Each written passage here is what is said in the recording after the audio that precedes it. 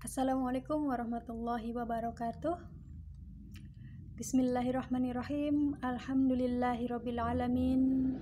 Wabihi nasta'inu ala umurid dunya waddin. Wassalatu wassalamu ala asrofil anbiya'i wal mursalin wa ala alihi wa sahbihi ajma'in. Amma ba'du.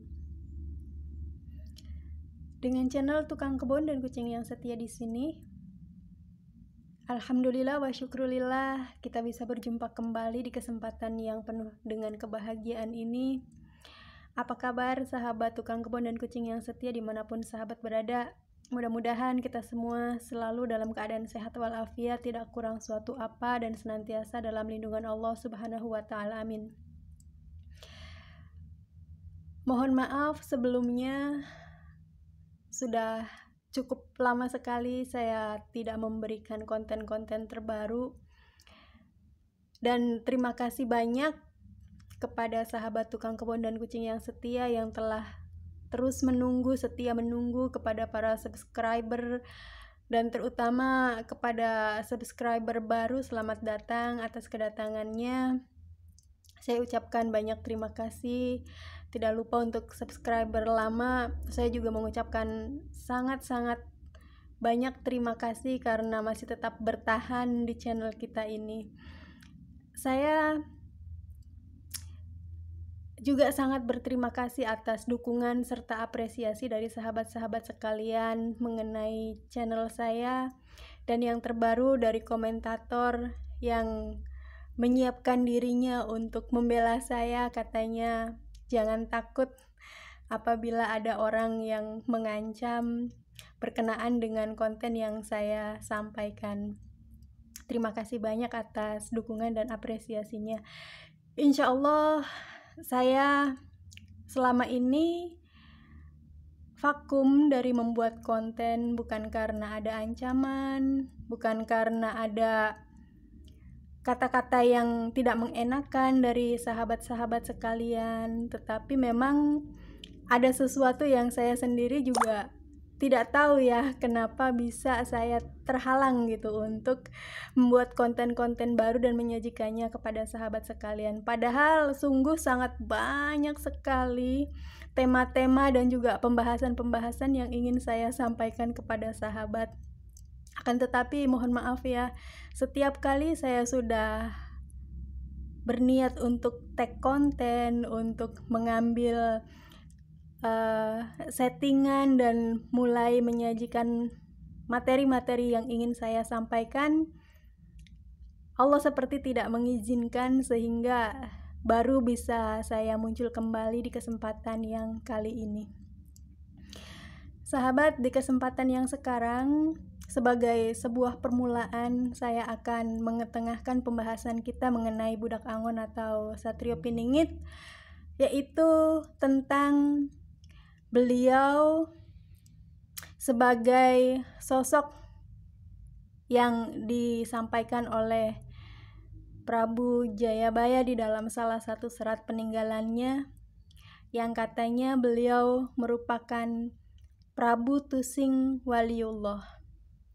Dengan mengambil dan berpijak pada informasi tersebut, tema kita kali ini saya akan berikan judul, yaitu tingkat kewalian Budak Angon atau Satrio Piningit dan sampai di manakah perjalanannya saat ini, yaitu Februari 2022. Seperti yang telah saya nukil tadi dari kutipan yang berasal dari beliau Prabu Jayabaya, bahwa Budak Angon atau Satrio Piningit merupakan Prabu Tusing Waliullah.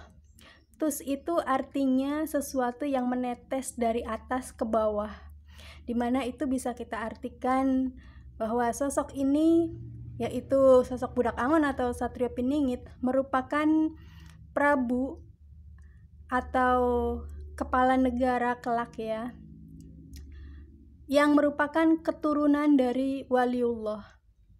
Dan untuk dunia-dunia wali atau dunia-dunia tingkat ma'rifat, apabila sahabat berkecimpung di dalam dunia tasawuf, Prabu Tusing Waliullah Karena seseorang itu memiliki garis keturunan dari waliullah, maka orang tersebut juga akan memiliki kesempatan yang sangat besar untuk juga diangkat sebagai waliullah, sebagai kekasih Allah, sebagai ahlullah, sebagai orang yang sangat mengenal Allah, sangat dekat dengan Allah, sangat dikasihi oleh Allah, dan diberikan berbagai macam karomah, berbagai macam hikmah, pengetahuan, perlindungan, dan keistimewaan-keistimewaan lainnya dari sisi Allah Subhanahu wa Ta'ala.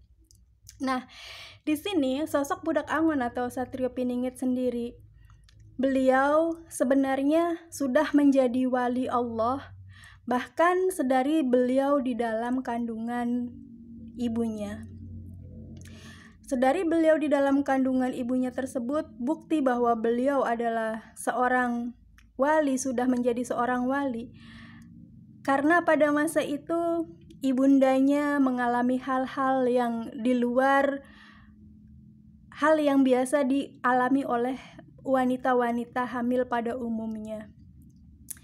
Apa yang beliau, ibunda dari Budak Angon atau Satrio Piningit ini alami, insya Allah mudah-mudahan ketika sosok beliau, Budak Angon atau Satrio Piningit ini telah muncul dan telah dinobatkan sebagai pemimpin, mudah-mudahan beliau menceritakannya secara langsung. Amin. Lalu ketika beliau di dalam kandungan, beliau sudah menjadi wali. Sebagai wali, karena beliau sudah menjadi wali sedari awal-awal, artinya beliau menjadi seorang wali majdub, yaitu wali yang langsung berada di posisi tersebut. Nah sahabat, bagaimanapun sosok beliau ini tidak hanya dituntut sebagai seseorang yang mengenal Allah, tetapi juga harus mengenal makhluk-makhluk Allah. Jadi beliau tidak hanya harus ma'rifat, tetapi juga dari sisi syariat, dari sisi hakikat juga pun harus menguasainya. Karena seperti yang juga diinformasikan oleh beliau Prabu Jayabaya di dalam salah satu seratnya, katanya sosok Budak Angon atau Satrio Piningit ini mumpuni segala laku, mumpuni segala ilmu, jadi menguasai berbagai macam ilmu. Tidak hanya ilmu syariat, tidak hanya ilmu ma'rifat, tetapi juga harus dari sisi segi ilmu thariqat, hakikat, dan juga syariat. Nah, karena beliau sosok Budak Angon ketika beliau masih kecil itu sudah dalam kondisi majdub, sedangkan beliau harus menguasai ilmu-ilmu ma'rifat, maka karena itu beliau secara perlahan setelah masa-masa tertentu beliau mengalami penurunan ke segi syariat setelah beliau memahami dunia dan berada di dalam dunia ma'rifat. Beliau kemudian secara perlahan mempelajari ilmu-ilmu syariat. Dan ilmu-ilmu syariat ini sangat penting artinya untuk tugas dan kewajiban beliau sebagai seorang pemimpin kelak di masa depan, untuk membuat hukum-hukum, keputusan-keputusan, dan juga untuk mengatur hajat hidup rakyatnya. Sahabat, ada yang mengatakan bahwasanya Budak Angon atau Satrio Piningit beragama ini, itu, anu, dan sebagainya. Akan tetapi sahabat, dari informasi yang saya sampaikan, kita bisa mengambil kesimpulan bahwa sosok beliau